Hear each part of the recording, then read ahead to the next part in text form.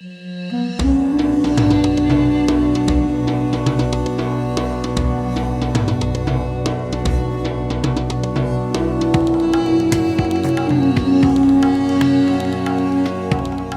look at the past years, we learned a lot. But unfortunately, not everything that we learned or expected is happening, especially the market reaction to what happens. So we are living in a changing world. This commodity is in great need, and it would require all of us to continue working, investing, and exploring. From the upstream to the midstream to downstream. If I am worried about one thing, it's the level of investment that I don't see coming to fulfill the medium to long-term requirements for the whole world. The population of the world is expanding. The demand is solid. Some are mixing the demand on renewable energy and the newer forms of energy with the demand on fossil. And I tell you, from my perspective, we need fossil to achieve to that greener target. This is exactly what we are doing here in the UAE.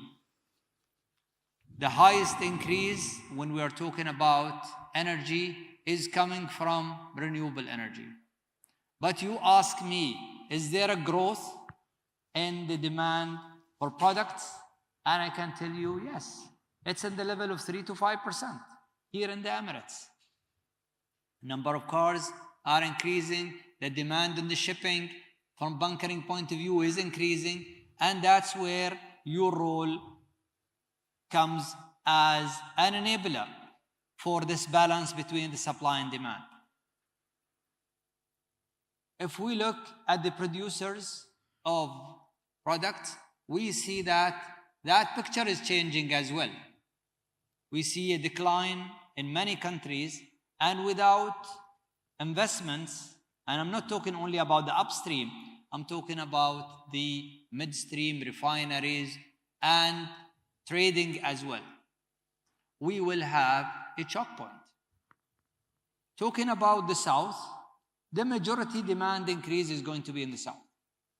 Many of the countries of what we call Global South have not been fortunate enough to venture into the full prosperity.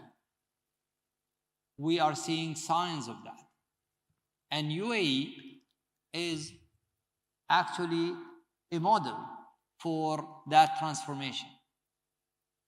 The demand is going to increase. If it's decreasing in the West because of the electrification and EVs, which is, by the way, needed for us to balance, without venturing into the electrification and EVs, we will not be able to fully supply the whole world with that growth in demand. So we need that balance. And that balance is going to make us hopefully able to supply. And I would like to recognize the role of the Emirate of Fujairah and the infrastructure they put for us, creating one of the world's major hubs for bunkering. And I can tell you that the Emirate of Fujairah is going to attain to your requirements, because we in the Emirates are thanking you for your business and we are looking forward to serve you better.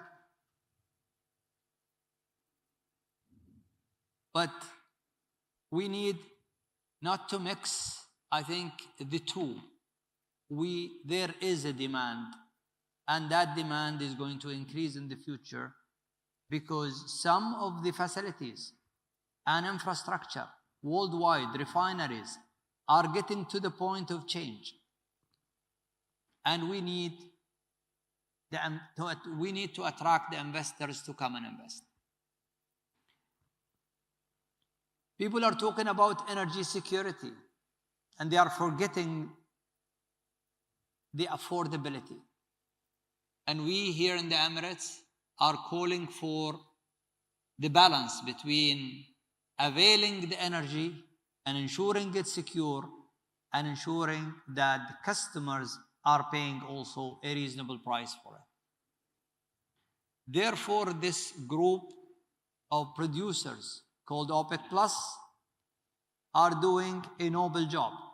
Even though they are not the producers of the majority of the production of the world, but they took that responsibility to try to balance the supply and demand as much as possible, and as well encourage investments.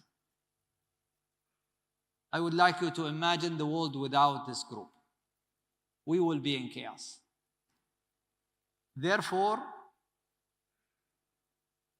whenever I've been asked a question, some are thinking that we are perfect. We're not.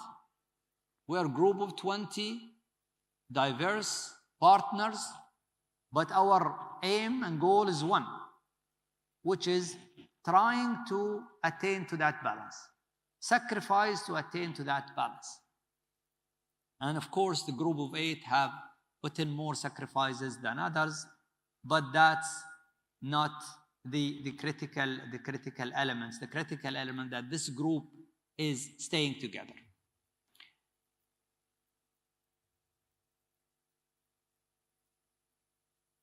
According to the global oil demand, 2023 to 2050, we are expecting a growth on the oil demand, not a decline. And especially in Asia, as I said, that growth is going to be expected to reach 50% from the levels of 2023. And that's a major investment. That would require a major investments. Gas is going to be the focus of the future, as well as we are moving to balance the renewable energy with some base load. And we will see a huge requirements for gas. What we have done in the UAE, we tried our best to create a model that can be replicated for other countries. And that model started by putting an energy strategy for the long term, and then work to achieve that strategy. We put a target to tripling the capacity of renewable energy, and we are moving on that direction. Today we have 6 gigawatt of clean energy and 5.6 of renewable energy and 5.6 of clean nuclear energy. That makes the grid in UAE one of the cleanest in the region and one of the cleanest in the world, with carbon intensity of a target of 0.27 kilogram of CO2 per kilowatt. And I can tell you that the world average is north of that today. But we are very close to it, as we are going to install around 8+ gigawatt until 2030. We came up with a strategy for electrification, introducing and enabling the EVs to venture into our market and regulate it as well. And we are welcoming any technology. What I would like to leave you with is the challenges. The challenge today is how can we, as a sector, ensure that investments are flowing and we are balancing the future demand that is coming.